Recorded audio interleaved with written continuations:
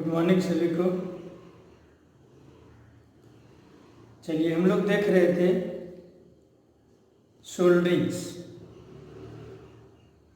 हम लोग विद्युत केबल्स एवं सोल्डरिंग चैप्टर को अच्छी तरीके से देख लिया था।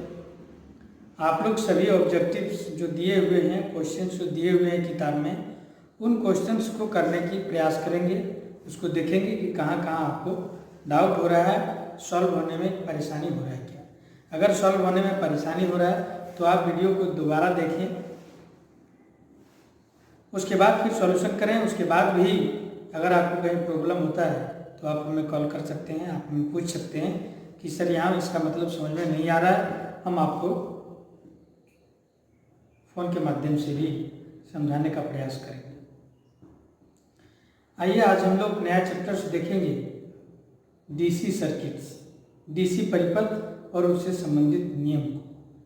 ये एक महत्वपूर्ण चैप्टर है, ये बहुत ही इम्पोर्टेंट है, क्योंकि इसी सर्किट के बाद सारा चीज़ आपको समझना है।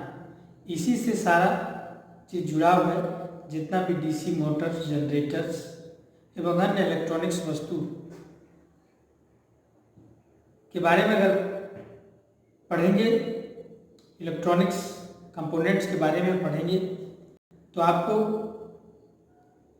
किसी भी चीज़ के बारे में समझने के लिए उसके सर्किट को समझना बहुत ही ज़रूरी है। इसलिए आज हम लोग जानेंगे कि डीसी सर्किट्स क्या है, उससे संबंधित क्या क्या नियम है। 7वां चैप्टर है ये, डीसी परिपथ एवं उनसे संबंधित नियम, DC circuits and related law. चलिए,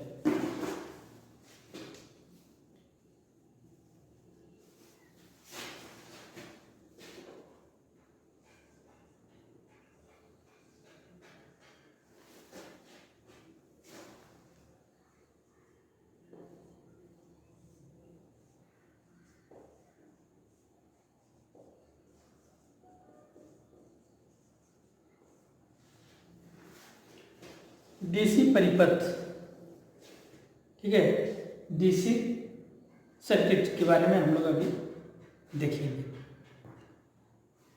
तो डीसी सर्किट्स क्या है? कोई भी इलेक्ट्रिकल परिपथ या इलेक्ट्रिक सर्किट, आप ऐसे भी लिख सकते हैं, इलेक्ट्रिक सर्किट,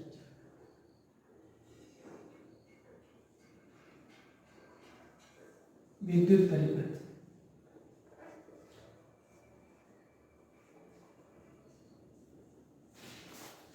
क्या है विद्युत परिपथ? क्या है विद्युत परिपथ? परिपथ मतलब होता है रास्ता। तो विद्युत प्रवाह के लिए, विद्युत प्रवाहित के लिए या विद्युत धारा की प्रवाह के लिए जो हम लोग रास्ता तैयार करते हैं, एक बंद रास्ता तैयार करते हैं, उसी रास्ता को ही हम लोग इलेक्ट्रिक सर्किट बोलते हैं, विद्युत परिपथ बोलते हैं। परिपथ मतलब क्या होता है? एक रास्ता होता है, यानी कि विद्युत धारा के प्रवाह के लिए एक बंद मार्ग को ही हम लोग विद्युत परिपथ या विद्युत सर्किट कहते हैं। क्या है बंद परिपथ? बंद परिपथ है कि आप जानते हैं कि हमारे जो ब्रह्मांड में है, ऊर्जा संरक्षण के सिद्धांत के नियम के अनुसार आप क्लास 10 में पढ़े होंगे कि ना ही कोई ऊर्जा उत्पन्न किया जा सकता है और ना ही उसका विनाश किया जा सकता है। उसको सिर्फ एक रूप से दूसरे रूप में बदला जा सकता है। जैसे क्या है? जैसे हम लोग जो है बोल पाते हैं या कुछ कार्य करते हैं, तो उसमें क्या होता है? ऊर्जा खर्च होता है। तो वो ऊर्जा खर्च नहीं होता है, वो ब्रह्मांड में घूमते रहता है। ये ऊर्जा ब्रह्मांड में घूमते रहता है। कैसे घूमता है? कैसे घूमता है देखिए। सबसे पहले सूर्य, क्या है?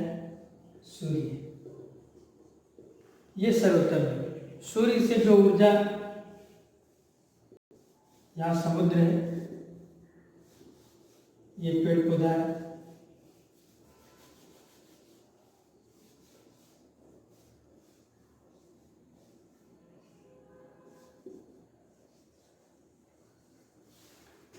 ठीक है, ये पेड़ पौधा है,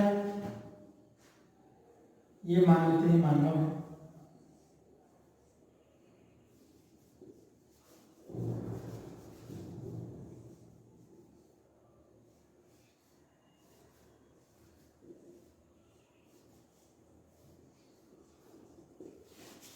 ठीक है, ये कोई मानव है या जानवर है। तो सबसे पहले क्या है, सूर्य का प्रकाश जो है यहाँ पड़ेगा, ये पानी में पड़ेगा। ठीक है, सूर्य का प्रकाश यहाँ पड़ा, ये क्या किया, पेड़ पौधा जो है भोजन बनाया, ये सूर्य का ऊर्जा इसमें आया, इस ऊर्जा को जो है आदमी ने खा लिया। ठीक है, इसी भोजन को, पेड़ पौधा का ही भोजन को हम लोग करते हैं। साग या धान, जो चावल होता है, रोटी होता है, जो हम लोग खाते हैं, वो कहाँ से आता है, वो पेड़ पौधा से ही आता है। और उस पेड़ पौधा में जो एनर्जी है वो किससे आया, सूर्य से आया, सूर्य से हम खाए। अब क्या है, हम उसी ऊर्जा को बोल के, कोई काम को करके, कि जैसे हम बोले, तो ये क्या हुआ, ध्वनि ऊर्जा में बदल गई। फिर ध्वनि ऊर्जा क्या हुआ, ध्वनि ऊर्जा वायु के कंपन में चला गया। ठीक है, फिर पुनः ये इसमें पहुंचा, जैसे कोई जीव जंतु है उसमें पहुंचा, उसके बाद फिर ये तो गैस में मिला, और फिर गैस से हीलियम हाइड्रोजन यहाँ बनता है, फिर वो सूर्य में चला जाता है। ठीक है, इसी प्रकार से ऊर्जा का क्या होता है, एक साइकिल होता है जो चलते रहता है। ये आदमी है या जानवर है, जानवर मरेगा, फिर इसका जीवाश्म बनेगा, जीवाश्म फिर क्या करेगा, इसको पेड़ पौधा ग्रहण करेगा। तो ये ऊर्जा का साइकिल जो है चलते रहता है। मतलब जहां से उत्पन्न हुआ, वहां से फिर पहुंचना है उसको, जहां से उत्पन्न हुआ वहां से फिर पहुंचना है, यही होता है बंद परिपथ। क्या होता है, यही होता है बंद परिपथ। देखिए ये बंद हो गया कि नहीं। तो इलेक्ट्रिक में भी जहाँ से वो उत्पन्न होगा, फिर उसे वहाँ वो पहुँचना पड़ेगा या पहुँचना होगा। अगर वो बंद परिपथ नहीं करते हैं, अगर किसी एक रास्ता को हम लोग काट देते हैं, तो ये ऊर्जा यहाँ से तो यहाँ आएगा, लेकिन यही क्या रह जाएगा, यहाँ रह जाएगा, यहाँ से फिर जाएगा ही नहीं। तो धीरे धीरे क्या होगा, धीरे धीरे सूर्य के पास ऊर्जा खत्म हो जाएगा और पूरी दुनिया ही खत्म हो जाएगा।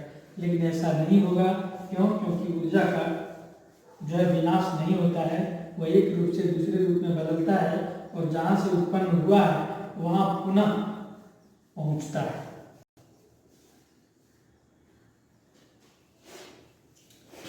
तो उसी प्रकार इलेक्ट्रिक भी, विद्युत भी, जैसे विद्युत भी, आप एक बैटरी लिए हैं, कोई भी बैटरी है, ठीक है, अगर यहाँ से आप इसको बल्ब जलाए हुए हैं, इस तार को जोड़े हैं, तो इस तार को फिर से पुनः ये आपको यहाँ जोड़ना होगा, और ये जोड़ करके इस बैटरी के अंदर से इसमें जुड़ा हुआ रहता है, ये इसमें एसिड भरा हुआ रहता है। तो ये क्या हो गया, यहाँ से निकला और फिर यहाँ से ऐसे क्रम में ये चलते रहेगा। तो यही क्या है, यही जो परिपथ है, यही जो रास्ता है, उसी को हम लोग विद्युत सर्किट बोलते हैं, विद्युत परिपथ बोलते हैं।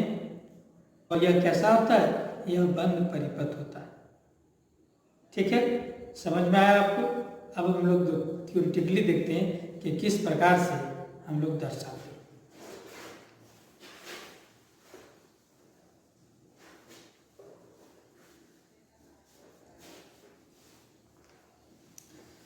देखिए, सबसे पहले कुछ आपको सिंबल याद रखना होगा। इस प्रकार ये सिंबल है, एक छोटा होता है और एक बड़ा, एक छोटा होता है, जिसको हम लोग सेल बोलते हैं। क्या बोलते हैं, सेल बोलते हैं। जब इसी सेल को 2-3 सेल हम लोग मिला देते हैं,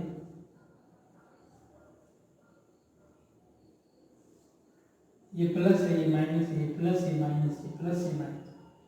तो यही क्या हो जाता है, यही बैटरी हो जाता है। हम आपको सेल एवं बैटरी में पढ़ाएंगे, ठीक है।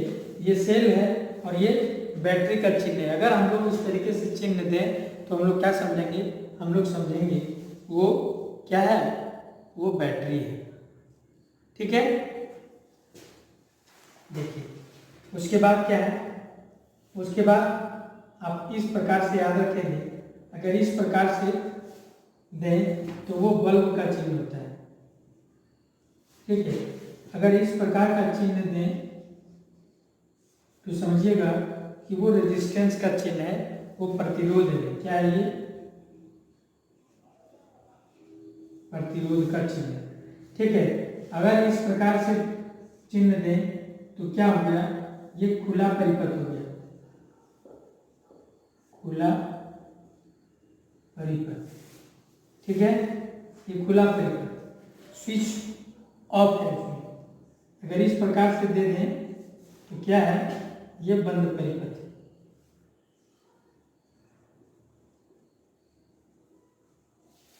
ये बंद परिपथ होगा, ठीक है। तो ये 3-4 सिंबल आपको याद रखना है।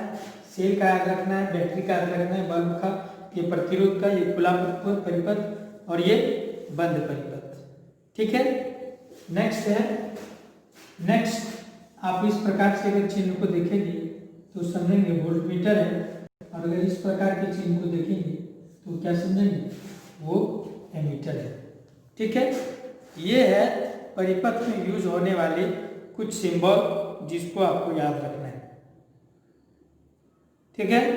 इसी सिंबल के माध्यम से सारा सर्किट को हम लोग पढ़ेंगे, सारा सर्किट को जानेंगे।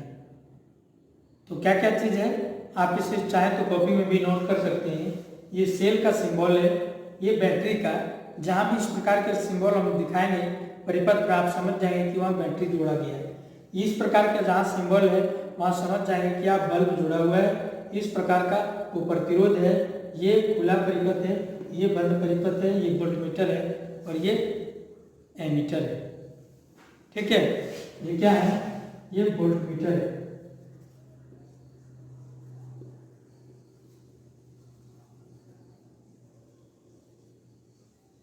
ये एमीटर है, ठीक है। तो इतना आपको पहले सबसे पहले याद रखना है। चलिए आइए हम देखते हैं।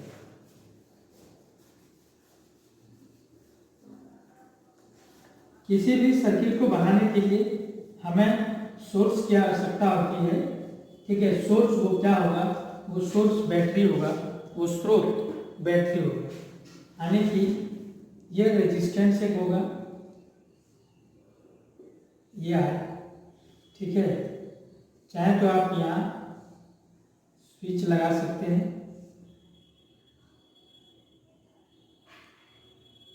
और यहाँ आपको बैटरी जोड़ना होगा।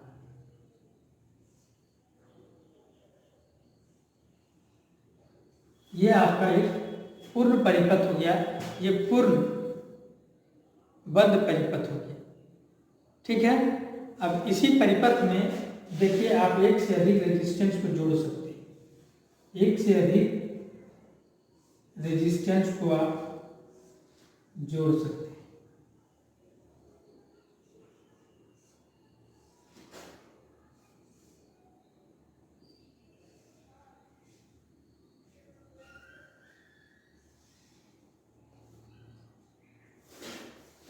ये हो गया R1, ये हो गया R2, ये हो गया R3, ठीक है। क्या हो गया, ये हो गया R3। आप इस तरीके से भी जोड़ सकते हैं, आप ऐसे भी जोड़ सकते हैं।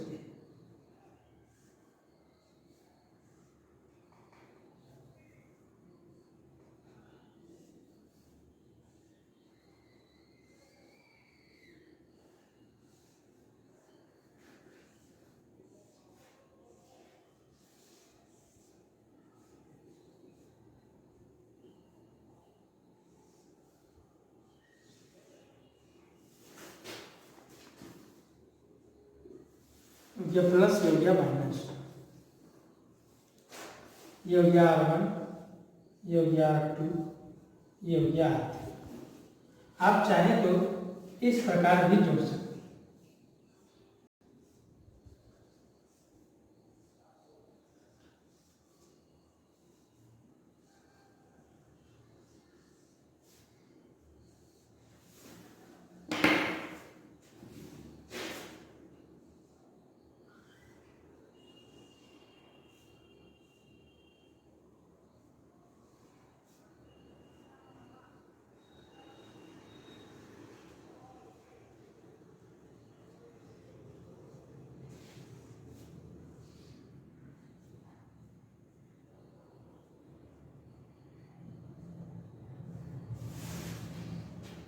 आप चाहे तो इस प्रकार से भी जोड़ सकते हैं। ये R1 हो गया, ये R2 हो गया और ये R3। तो कितने प्रकार से हम लोग जोड़ सकते हैं?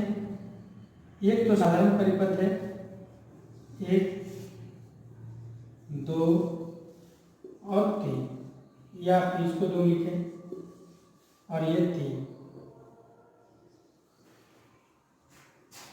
आप क्लास 10 में पढ़े हुए होंगे, आप क्लास 10वीं में इसको पढ़े हुए होंगे विद्युत चैप्टर में, कि आप रेजिस्टेंस को 3 तरीके से जोड़ सकते हैं। वो कौन कौन सा तरीका होगा? इसको हम लोग सीरीज, ठीक है, इसको हम लोग पैरेलल और इसको सीरीज पैरेलल बोथ बोलते हैं। इसको हम लोग श्रेणी क्रम संयोजन बोलते हैं इस प्रक्रिया को। इस प्रक्रिया को हम लोग समानांतर क्रम में बोलते हैं। और ये क्या है? ये मिश्र क्रम में है। ये दोनों क्रम में हम लोग इसको जोड़ते हैं। तो श्रेणी क्रम में क्या है? जब पहला प्रतिरोध का दूसरा सिरा, देखिए प्रतिरोध का दूसरा सिरा और दूसरे प्रतिरोध के पहले सिरे से, यानी पहला और दूसरा, पहला का दूसरा और दूसरा का पहला, ठीक है, R1 का पहला सिरा और R2 का, सॉरी, ये R1 का क्या हो गया? दूसरा सिरा हो गया। R1 का दूसरा सिरा और R2 का पहला सिरा, पुनः R2 का दूसरा, R2 का दूसरा और R3 का पहला। यानी कि अगर आपका हाथ किसी और को पकड़े और के एक हाथ को, एक और आदमी किसी और के हाथ को पकड़े, फिर वो आदमी किसी दूसरे हाथ से किसी और के हाथ को पकड़े, तो इस क्रम को जो है हम लोग श्रेणी क्रम संयोजन कहते हैं। एक लाइन से जुड़ा हुआ हो तो उसको श्रेणी क्रम संयोजन से बोलते हैं। यानी कि इसका दूसरा छोर इसके पहले से, इसका दूसरा इसका पहले से इस क्रम में जुड़ा हुआ हो तो उसको श्रेणी क्रम संयोजन हम लोग बोलते हैं, ठीक है। और अगर सबके पहले सिरे पहले से और दूसरे सिरे दूसरे से जुड़ा हुआ हो तो उसको जो है हम लोग समानांतर क्रम बोलते हैं। और जब दोनों क्रम में जुड़ा हुआ हो तो उसको मिश्र क्रम बोलते हैं, ठीक है। इसको फिर दोबारा नेक्स्ट क्लास में आपको बताएंगे कि इसमें क्या क्या नियम है, इस श्रेणी क्रम संयोजन और समानांतर क्रम संयोजन में जोड़ने पर क्या क्या होता है, कैसे होता है, वो हम आपको नेक्स्ट क्लास में बताएंगे।